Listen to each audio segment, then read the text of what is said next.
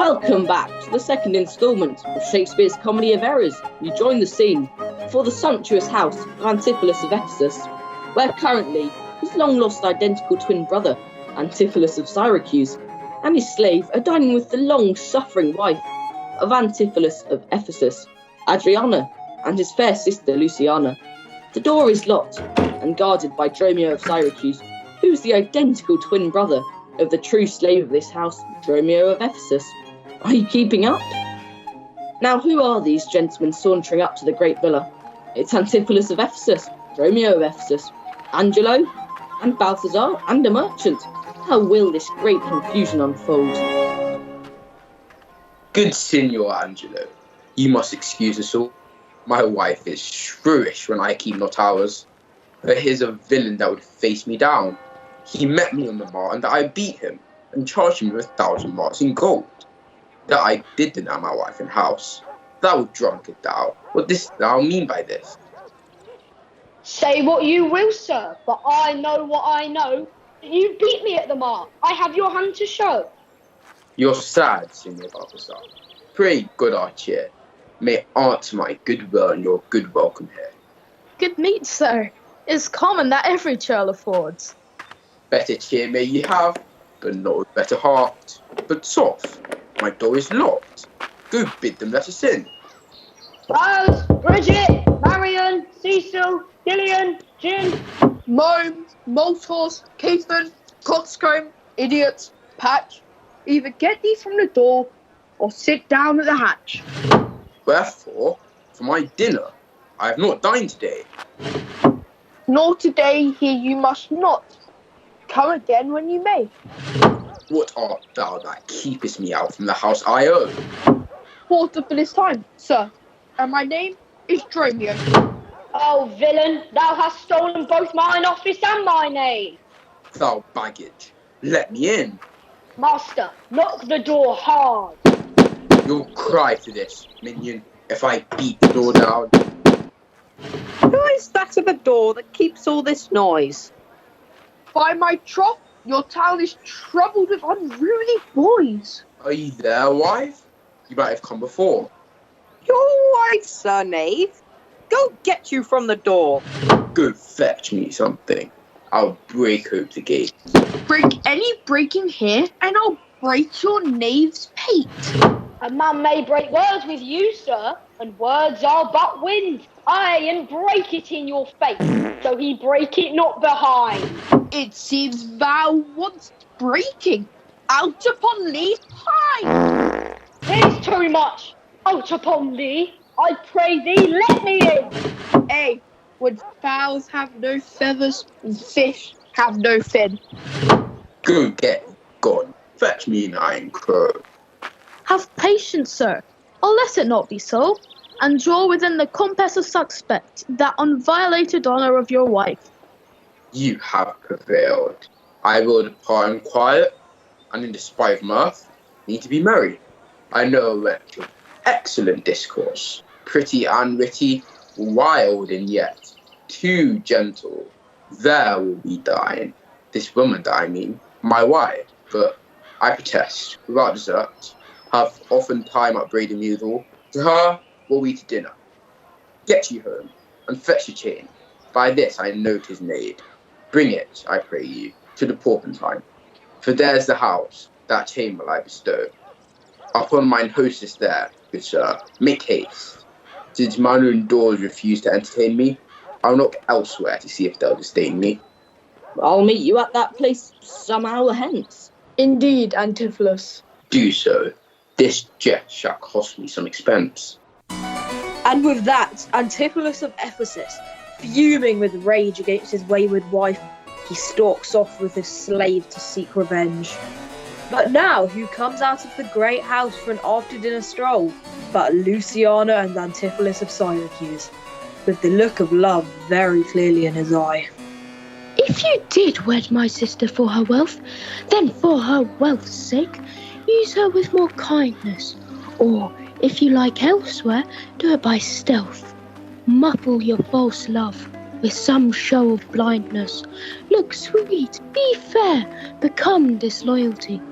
apparel like virtue's harbinger, bear a fair presence, though your heart be tainted.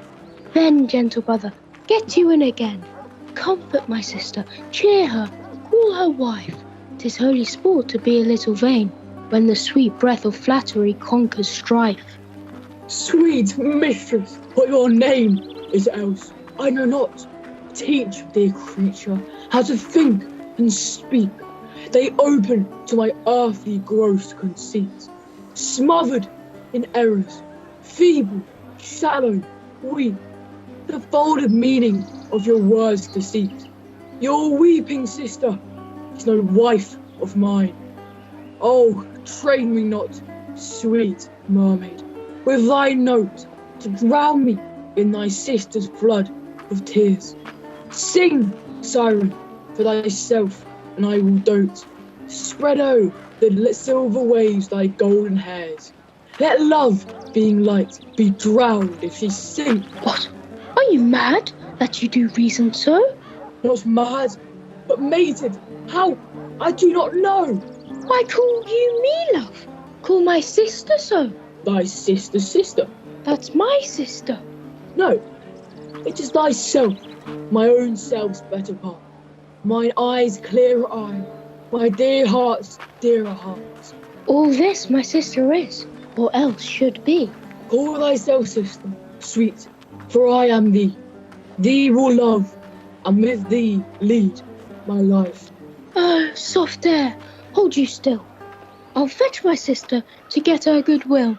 Terrified of whom she believed to be her brother-in-law and his advances, Luciana rushes away, and now here comes Dromio of Syracuse, running in panic from the great house post-dinner. Why? How now, Dromio? Where run so fast? Do you know me, sir? Am I Dromio? Am I your man? Am I myself? Thou art Dromio, thou art my man, thou art thyself. I am an arse. I am a woman's man besides myself. What woman's man? And how besides thyself? Besides thyself? Marry, sir, besides myself, I am due to a woman, one that saves me, one that haunts me, one that will have me. What claim lays she to thee? Marry, sir, such claim as you would lay to your horse, and she would have me as a beast. Not that, I being a beast, she would have me, but that she, being a very beastly creature, lays claim to me. What is she? A very reverend body, such a one as a man may not speak of without he saying, Sir Reverence, I have but lean luck in the match, and yet is she a wondrous fat marriage. How dost thou mean a fat marriage? Marry, sir, she's a kitchen wench and all grease, and I know not what use to put her to but to make a lamp of her and run from her by her own light. I warrant her rags and the tallow in them will burn a Poland winter. If she lives till doomsday, she'll burn a week longer than the whole world. What complexion is she of? Swart, like my shoe, but her face nothing half so clean kept. Why, she sweats. A man may go over shoes in the grime of it. That's the fault that water will mend. No, sir, 'tisn't grain. Noah's flood could not do it. What's her name? No, sir, but her name in 3/4, less an ell in 3/4, will not measure her from hip to hip. Then she bears some breath. No longer from head to head than from hip to hip. She is spherical, like a globe. I could find out countries in her. In what part of her body stands Ireland? Marry, in her buttocks. I found it out by the bogs. Where Scotland? I found it by the Baroness, hard in the palm of the hand. Where France? In her forehead, armed and reverted, making war against her heir. Where England? I looked for the chalk of kiss, but I could not find no whiteness in them. But I guess it stood in her chin, by the salt room that ran between France and it. Where Spain? Faith, I saw it not, but I felt it hot in her breath. Where America? The Indies? Oh, sir, upon her nose all over, embellished with rubies, carbuncles, sapphires, declining their rich aspect to the hot breath of Spain, who sent whole armados of Carac to be bullused at her nose. Where's the Belgium? The Netherlands? Oh, sir, I did not look so low. To conclude, this drudge or diviner laid claim to me, called me Dromio, swore I was assured to her, told me what privy marks I had about me, as the mark on my shoulder, the mould on my neck, the great wart on my left arm, let I amazed ran from her as a witch, and I think if my breast had not been made of faith and my heart of steel, she had transformed me to a curtled dog and made me turn in the wheel. Who hide thee presently, post to the road, and if the wind blow any way from shore, I will not harbour in this town tonight. If any bark put forth, come to the mart, or I will walk till thou return to me.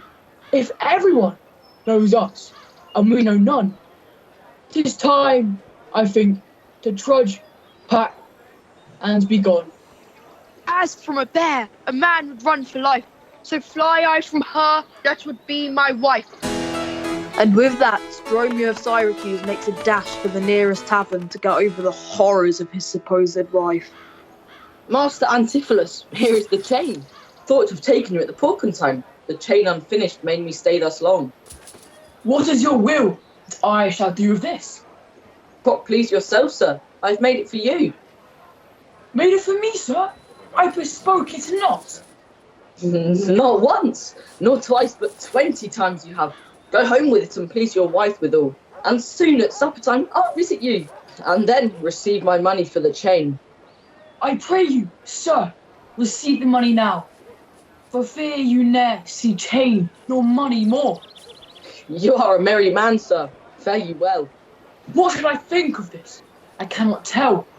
But this I think, there's no man is so vain that would refuse so fair an offered chain. I'll to the mart, and there for Dromio stay. If any ship put out, then straight away. And with that, Antipholus of Syracuse is off to see if he can find safe passage for himself and his slave to get out of the confusing chaos of Ephesus. And now a wealthy merchant, and Angelo the goldsmith, and an officer enter the majestic central square of Ephesus to discuss the erratic and downright criminal behaviour of Antipholus of Ephesus, who, unbeknownst to them, is actually him and his long-lost twin brother. You know, since Pentecost the sum is due, therefore make present satisfaction, or I'll attach you by this officer. Even just the sum that I do owe to you is growing to me by Antipholus. Pleaseth you walk with me down to his house. I will discharge my bonds, and thank you too. But look, here comes Antipholus of Ephesus and Dromio of Ephesus. They have both been having a relaxing and indulgent time at the saucy house of ill repute, owned by a renowned courtesan. The labour may you save. See where he comes. While I go to the goldsmith house, goes out by a rope's end, that will I bestow among my wife and her confederates, for locking me out my doors by day. I'll buy £1,000 a year. I'll buy a rope. A man is well hope up that trust to you. Promise your present and the chain, but neither chain nor goldsmith came to me. Saving your merry humour, here's the note. How much your chain weighs to the utmost carat, then I stand debted to this gentleman. I pray you, see him presently discharged, for he is bound to sea, and stays but for it. Signor, take the stranger to my house, and with you take the chain and bid my wife. Disburse with some of the receipt thereof. Perchance I will be there as soon as you. Then you will bring the chain to her yourself? No, bear with you, lest I come not time enough. Well, sir, I will. Have you the chain about you? And if I have not, sir, I hope you have, or else you may return without your money. Nay, come, I pray you, sir. Give me the chain. Good Lord, you use this dalliance to excuse your breach of promise to the porpentine. The hour steals on. I pray you, sir, dispatch. You hear how he importunes me. The chain. Why? Give it to my wife and fetch your money. Come, you know, I gave it you even now. Either send the chain, or send me by some token. Fie, now you run this humour out of breath. Where's the chain? I pray you, let me see it. My business cannot brook this dalliance. I'll leave him to the officer. Answer you? What should I answer you? The money that you owe me for the chain. I owe you none till I receive the chain. You know I gave it you half an hour since. You gave me none. You wrong me much to say so. You wrong me more, sir, in denying it. Consider how it stands upon my credit. Well, officer, arrest him at my suit. I do, and charge you in the Duke's name to obey me. This touches me in reputation. Either consent to pay this sum for me, or I tax you by this officer. Consent to pay thee that I never had? Arrest me, foolish fellow, if thou darest. Here is thy fee. Arrest him, officer. I do arrest you. You hear the suit. I do obey thee till I give thee bail. But, sirrah, you shall buy this sport as dear, as all the metal in your shop will answer. Sir, I will have law in Ephesus. To your notorious shame, I doubt it not. Hey ho, who's this? Why, it's Dromio of Syracuse, fresh from a bay with news of a safe passage for his master, Antipholus of Syracuse. Oh dear. Master, there is a bark of Epidamnum. The ship is in her trim. The merry wind blows fair from land. They stay for naught at all, but for their odour, master, and yourself. How now? A madman? Why, thou peevish sheep, what ship of Epidamnum stays for me? A ship you sent me to hire waftage. Thou drunken slave, I sent thee for a rope, and told thee to what purpose and what end. You send me for a rope's end as soon? You send me to the bay, sir, for a bar. To Adriana, villain, hie thee straight. Give her this key and tell her in the desk there is a purse of ducats. Let her send it. Tell her I am arrested in the street, and that shall bail me. Hie thee, slave. Be gone. On, officer. To prison till it come. But that's their all. Now we approach the house of Antipholus of Ephesus, where Adriana and Luciana are discussing the terrible behaviour of her husband. Ah, Luciana, did he tempt thee so? First, he denied you had in him no rivals. He meant he did me none, the more my spite. Then swore he that he was a stranger here. And true he swore, yet forsworn he were. Then I pleaded I for you. And what did he say? That love I begged for you, he begged of me. With what persuasion did he tempt thy love? With words that in an honest suit might move. First did he praise my beauty, then my speech. Did he speak him fair? Have patience, I beseech. I cannot, nor will not, hold me still. My tongue, though not my heart, shall have his will. My heart prays for him, though my tongue do curse. But here comes Dromio of Syracuse. Here, go to the desk, the purse. Sweet, now make haste. Where is thy master, Dromio? Is he well? I do not know the matter. He is rested on the case. What? Is he arrested? Tell me at whose suit? Will you send him, mistress, redemption, the money in his desk? Go fetch it, sister. And off goes Luciana. This I wonder at, that he, unknown to me, should be in debt. Tell me, was he arrested on a band? Not on a band, but on a stronger thing, a chain. Do you not hear it ring? What? The chain? And Luciana is back with a purse and somewhat out of breath. Go, Dromio. There's the money. Bear it straight, and bring thy master home immediately. And with a fair amount of confusion, off goes Dromio of Syracuse with the money. Now the scene changes once more to another Ephesus square near the port. And here comes Antipholus of Syracuse with a perplexed expression on his face. There's not a man I meet but doth salute me, as if I were their well-acquainted friend, and everyone doth call me by my name. And here is his slave, Dromio of Syracuse, carrying the gold meant for Antipholus of Ephesus. Master, here's the gold you sent me for. What gold is this? I understand thee not. Why, sir, I brought you word an hour since that the bark expedition put forth tonight. The fellow is distressed, and so am I. Some blessed power, deliver us from hence. Well, hold on a minute. Who comes hither? It's the renowned Epidenium courtesan and her women, dressed up to the nines and looking very alluring indeed. Well met, Master Antipholus. Is that the chain you promised me today? Satan, avoid! I charge thee, tempt me not. Master, is this Mistress Satan? It is the devil. Nay, she is worse. She is the devil's dam. Come not near her. Your man and you are marvellous merry, sir. Will you go with me, or mend our dinner here? Yes, Antipholus, come dine with us. Sup wine and recline with us. Avoid then, fiends. What tellest thou me of supping? Thou art, as you are all, sorceresses. I conjure thee to leave me and be gone. Give me the ring of mine you had at dinner, or the chain you promised, and I'll be gone, sir, and not trouble you. Master, be wise. And if you give it her, the devil will shake her chain and fright us with it.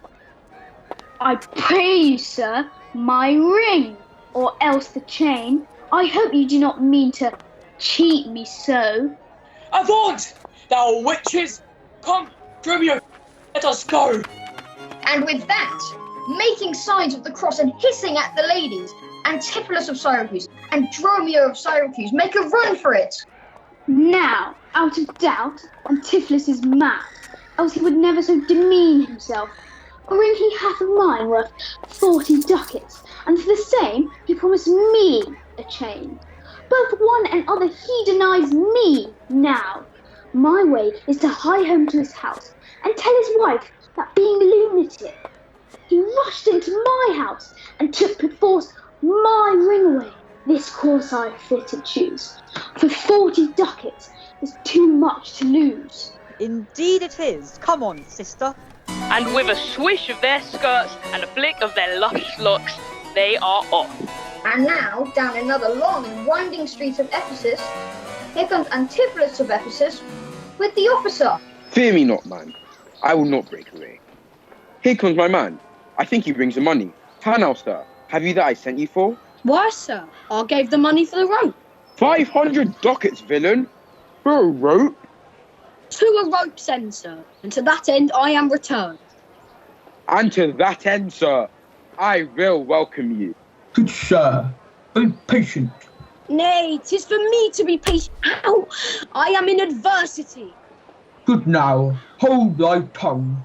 Nay, rather persuade him to hold his hands. Thou whoreson, senseless villain, come, go along. My wife is coming yonder.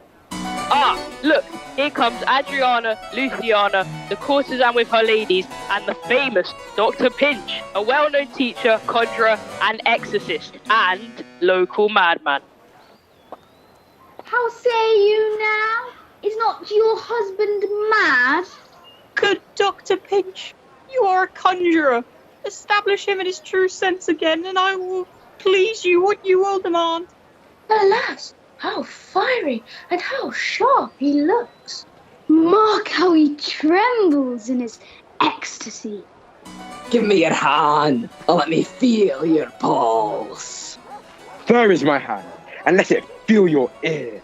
I charge thee, Satan, housed within this man, and to thy seat of darkness, Heidi Street, I conjure thee by all the saints in heaven. Peace, doting wizard, peace. I'm not mad. Oh, that thou wert not, poor distressed soul. Did this companion with the saffron face revel and feasted at my house today, and I denied to enter in my house? Oh, husband, God doth know you dined at home. Dined at home? Thou villain, what sayest thou? Sir, sooth to say, you did not dine at home. And did not I enraged apart from thence? In verity you did, my bones bear witness, but since have felt the vigour of his rage. good to soothe him in these contraries. 'Tis no shame. The fellow finds his vein, and yielding to him humours his frenzy.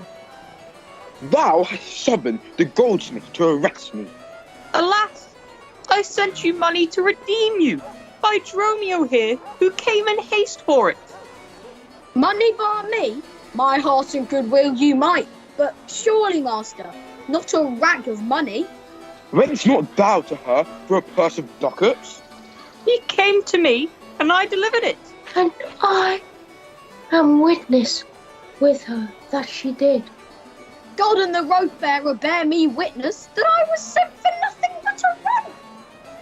Mistress, both man and master is possessed. I know it by their pale and deadly looks. They must be bound and laid in some dark room.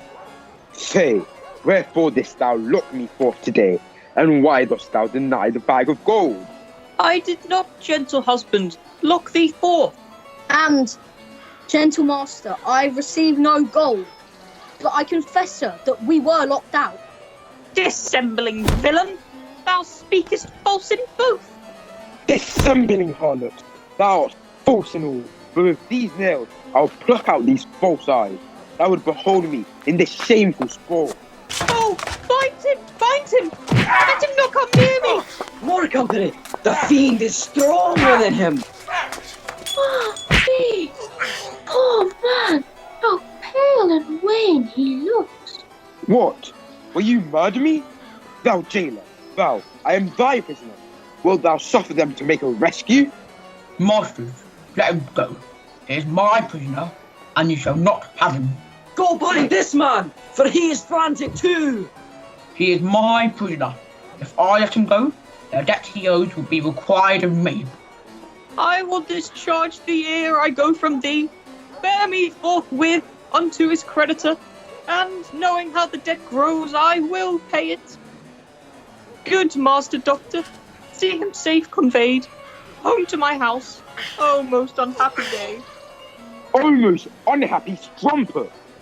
Go bear him hence.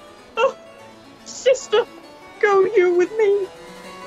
And with that, Antipholus of Ephesus and his slave are bound and removed from the scene, leaving all but Adriana, Luciana, officer, and the courtesans.